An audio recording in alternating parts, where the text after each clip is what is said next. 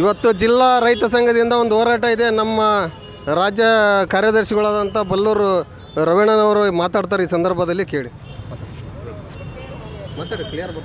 ಇವತ್ತು ಏನು ಕೇಂದ್ರ ಸರ್ಕಾರ ಬಂದು 11 ವರ್ಷ ಆಯಿತು.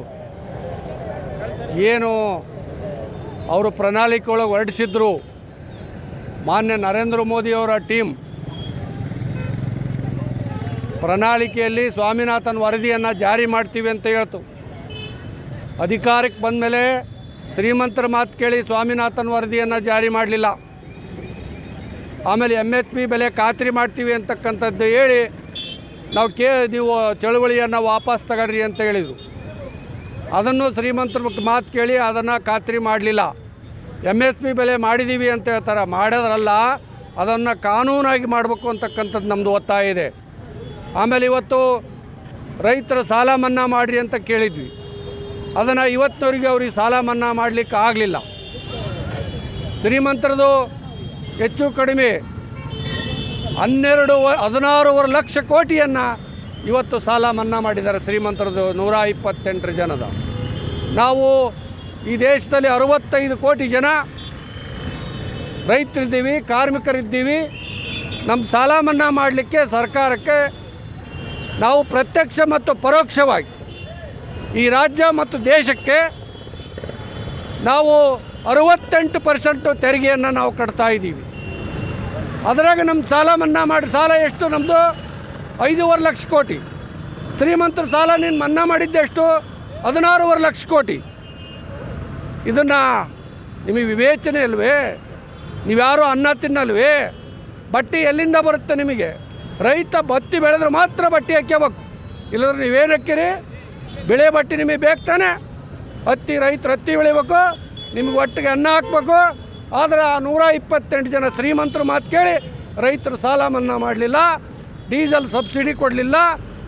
ಮತ್ತು ಸಾಲ ಇವತ್ತು ಎಲ್ಲ ಬ್ಯಾಂಕ್ನವರು ನೋಟಿಸ್ ಕಳಿಸ್ತಾ ಇದ್ದಾರೆ, ರೈತರು ಆತ್ಮಹತ್ಯೆ ಮಾಡ್ಕೊಳ್ತಿದ್ದಾರೆ. ಈ ಆತ್ಮಹತ್ಯೆಗೆ ಕೇಂದ್ರ ಮತ್ತು ರಾಜ್ಯ ಸರ್ಕಾರಗಳಿಗೆ ಎರಡೂ ಹೊಣೆ ಅದಾವೆ. ಆದ್ದರಿಂದ ಇವತ್ತು ನಾವು ರಾಷ್ಟ್ರೀಯ ಸಮಿತಿಯ ಟ್ಯಾಕ್ಟ್ರಿ ರ್ಯಾಲಿಯನ್ನು ನಾವೇನು ಇವತ್ತು ಹೇಳಿದ್ವಿ, ಆ ಟ್ಯಾಕ್ಟ್ರಿ ರ್ಯಾಲಿಯನ್ನು ಮಾಡಿದ್ದೀವಿ. ಇದು ಕೇಂದ್ರ ಮತ್ತು ರಾಜ್ಯ ಸರ್ಕಾರಗಳು ಇಬ್ಬರಿಗೂ ಸಹಿತ ನಾವು ಎಚ್ಚರಿಕೆಯನ್ನು ಕೊಡ್ತಿದ್ದೀವಿ. ಮುಂದಿನ ದಿನಮಾನಗಳಲ್ಲಿ ನೀವು ರೈತರನ್ನು ಕಾರ್ಮಿಕರನ್ನು ಏನಾದರೂ ವಿರೋಧ ಹಾಕ್ಯಂದರೆ ನಿಮ್ಮ ಸರ್ಕಾರ, ಈಗ ನರೇಂದ್ರ ಮೋದಿಯವರೇ ನೀವು ಫಸ್ಟ್ ಬಂದಾಗ ಎಷ್ಟು ಬಂದ್ರಿ?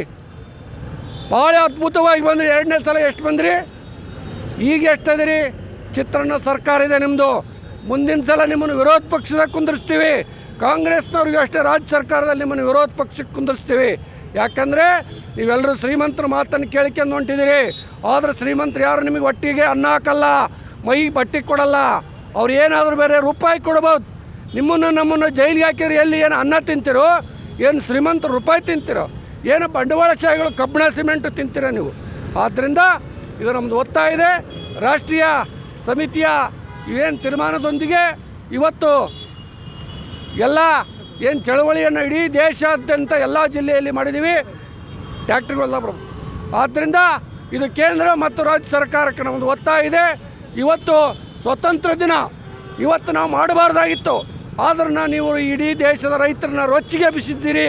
ಮುಂದಿನ ದಿನಮಾನಗಳಲ್ಲಿ ನಿಮ್ಮನ್ನು ಕುರ್ಚಿ ಕಸ್ಕೋಬೇಕಾಗತ್ತೆ ಅಂತಕ್ಕಂಥ ಮಾತನ್ನು ಹೇಳಿ ನನ್ನ ಮಾತನ್ನು ಮುಗಿಸ್ತೀನಿ. ನಮಸ್ಕಾರ. ಈಗ ಇನ್ನೊಂದು ಪ್ರಶ್ನೆ ಏನಪ್ಪ ಅಂತಂದರೆ, ಈಗ ಮೆಕ್ಕೆಜೋಳಗಳು ಮುಂದಿನ ತಿಂಗಳಿಂದ ಕಟಾವಿಗೆ ಬರೋಂಥ ಸಾಧ್ಯತೆ ಗುರುಗಳೇ. ಈಗ ಅವರು ಕೇಂದ್ರದಿಂದ ರಾಜ್ಯದಿಂದಾಗಲಿ ಯಾವುದೇ ಒಂದು ರೇಟು ಕೂಡ ಫಿಕ್ಸ್ ಮಾಡ್ತಾ ಇಲ್ಲ. ಇದ್ರ ಬಗ್ಗೆ ಯಾರು ಕೂಡ ದನಿ ಎತ್ತಲ್ಲ. ಈಗ ಅದ್ರ ಬಗ್ಗೆ ನೀವೇನು ಹೇಳಕ್ಕೆ ಇದು ಮಾಡ್ತೀರಿ? ಈಗ ಮೆಕ್ಕೆಜೋಳ ಬರೋದ್ರಿಂದ ಮೆಕ್ಕೆಜೋಳವನ್ನು ಆವರ್ತ ನಿಧಿಯನ್ನಿಟ್ಟು ಖರೀದಿ ಮಾಡ್ಬೇಕು ಸರ್ಕಾರ. ಆಮೇಲೆ ಅದೇನು KMF ಬೇರೆ ಬೇರೆ ಇಂಡಸ್ಟ್ರಿಗಳು ಅದಾವಲ್ಲ, ಫುಡ್ ಫ್ಯಾಕ್ಟ್ರಿಗಳು, ಅಲ್ಲಿ ಕಳಿಸ್ತಕ್ಕಂಥ ವ್ಯವಸ್ಥೆಯನ್ನು ಮಾಡಬೇಕು ರಾಜ್ಯ ಸರ್ಕಾರ, ಕೇಂದ್ರ ಸರ್ಕಾರ. ಇವೆರಡು ನೀವು 50% ಅನುದಾನವನ್ನು ಹಾಕಿ 3,000 ರೂಪಾಯಿ ಕ್ವಿಂಟಾಲು ಮೆಕ್ಕೆಜೋಳವನ್ನು ಖರೀದಿ ಮಾಡಬೇಕು ಅಂತಕ್ಕಂಥದ್ದು ನಮ್ಮದು ಒತ್ತಾಯ ಇದೆ. ಆದ್ದರಿಂದ ತಕ್ಷಣ ಖರೀದಿ ಕೇಂದ್ರವನ್ನು ಸರ್ಕಾರ ತೆಗಿಬೇಕು ಅಂತಕ್ಕಂಥದ್ದು. ಆವರ್ತ ನಿಧಿಯನ್ನು ನೀವು ರಾಜ್ಯ ಸರ್ಕಾರದ 5,000 ಕೋಟಿ ಇಡಬೇಕು. ನೀವು ಕೇಂದ್ರ ಸರ್ಕಾರದವರು 50,000 ಕೋಟಿಯನ್ನು ಆವರ್ತ ನಿಧಿಯನ್ನು ಇಡಬೇಕು ಅಂತಕ್ಕಂಥದ್ದು ನಮ್ಮದು ಒತ್ತಾಯ ಇದೆ.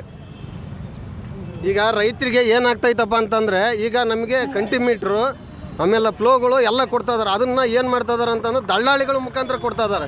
ಇದಕ್ಕೇನು ಹೇಳಕ್ಕೆ ಇಷ್ಟಪಡ್ತೀರಿ ನೀವು?